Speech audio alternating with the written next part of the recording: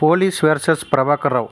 Phone tapping కేసులో ఆయనను America నుంచి రప్పించడానికి ప్రయత్నాలు.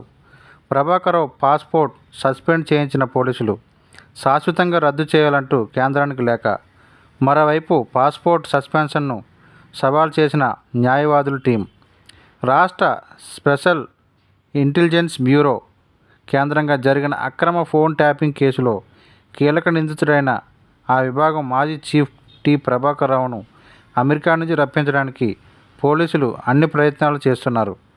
వాటిని తిప్పికొట్టడానికి ప్రభాకర్ రావు కూడా అక్కడి నుంచి పావులు కదుపుతున్నారు. దీనితో పోలీసులు వెర్షన్ ప్రభాకర్ రావు అన్నట్టుగా మారింది.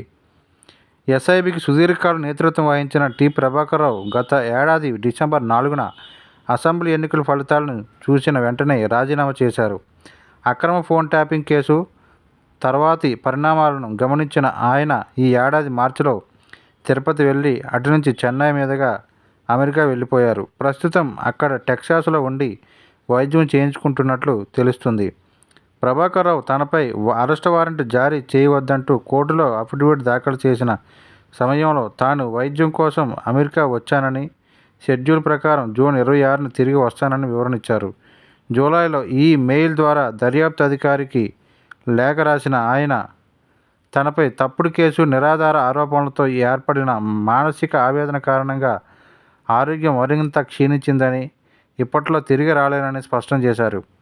అప్పటి నుంచి పోలీసులు ఆయనపై రెడ్ కార్నర్ నోటీసులు జారీ చేసిన ప్రయత్నాలు చేస్తూనే కేంద్ర విదేశీ వ్యవహారాల శాఖతోనూ సంప్రదింపులు జరుపుతున్నారు.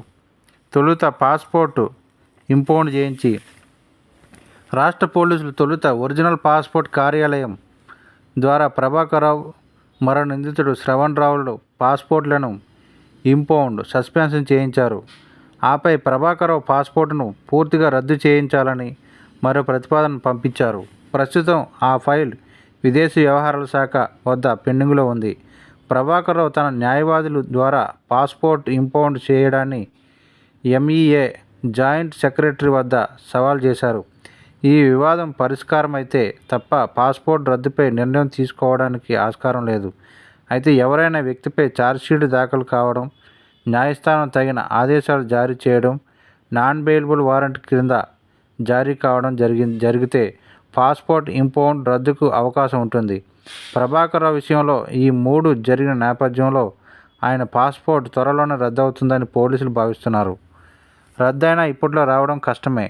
ప్రభాకర్ రావు పాస్పోర్ట్ రద్దు అయిన ఆ సమాచారం ఎంఈఏ ఇమ్మిగ్రేషన్ అధికారుల వద్ద మాత్రమే ఉంటుంది. అయినా అమెరికా నుంచి మరో దేశానికి రాకపోకలు సాగించినా దీని ద్వారా గుర్తించలేరు.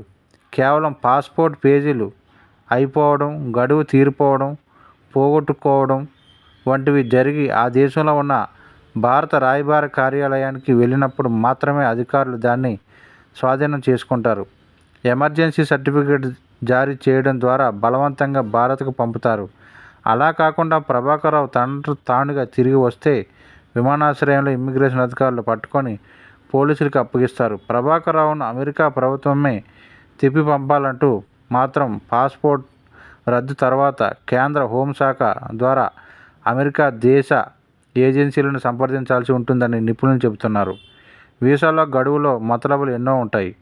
కొన్నేళ్లుగా తరచూ అమెరికాకు వెళ్ళి వస్తున్న కుటుంబీకులు, అక్కడ ఉంటున్న ప్రభాకర్ రావు వంటి వారికి సాధారణంగా 10 నుంచి 15 ఏళ్లు గడువుతో కూడిన వీసాలు లభిస్తుంటాయి. అయితే ఒకసారి ఆ